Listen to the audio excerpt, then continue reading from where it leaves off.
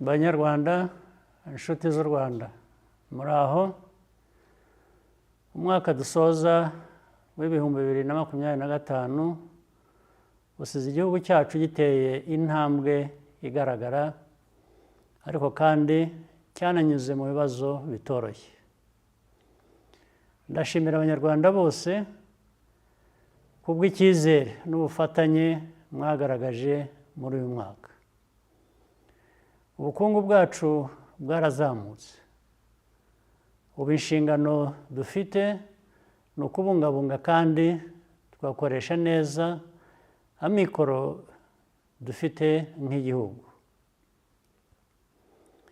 Ibi biradusaba ko twishakamo ibisubizo bishya bikwiye gutuma duharana intego n'imigambi bishya.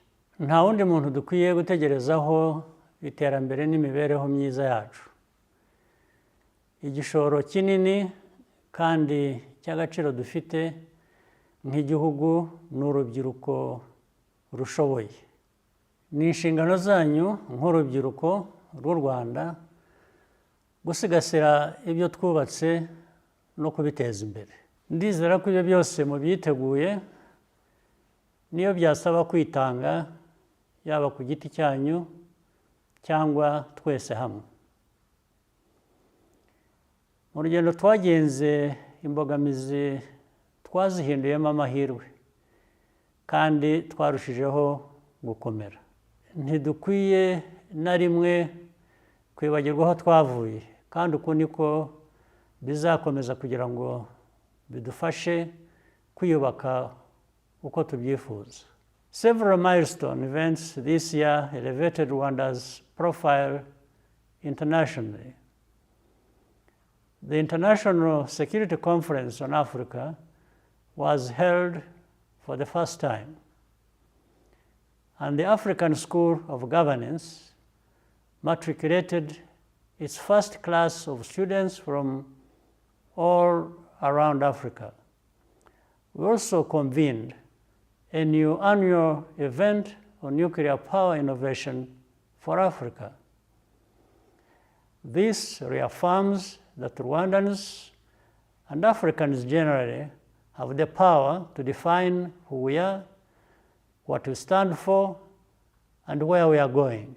The defining moment of 2025 was undoubtedly hosting the UCI World Cycling Championships. Bringing this competition and its elite athletes to Kigali's streets was a source of immense pride for our nation. I congratulate everyone involved in making these events a success. Sports unifies and empowers communities across all boundaries. The world saw Rwanda and Africa in a new light. And much as we are not yet on top in football, the prospects for the future are promising thanks to the help of FIFA in building ourselves up. We also look forward to hosting the FIFA series next year. With the infrastructure we have built, our long-term ambition is to nurture the next generation of Rwandan talent to compete and excel. This month, Rwanda and the DRC signed the Washington Accords. I thank the United States and Qatar, alongside our African institutions, for supporting this peace process. It is a critical step toward addressing the root causes of conflict in eastern DRC and restoring regional stability.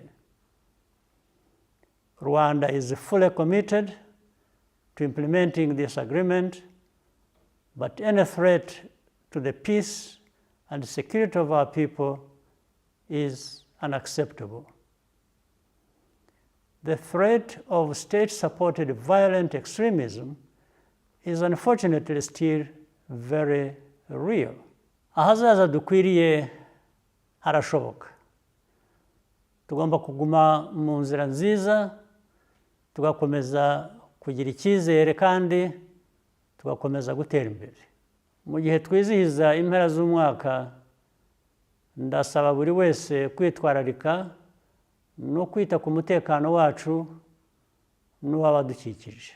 Buri wese afite uruhare rukomeye kugira ngo tugere ku ntego zacu.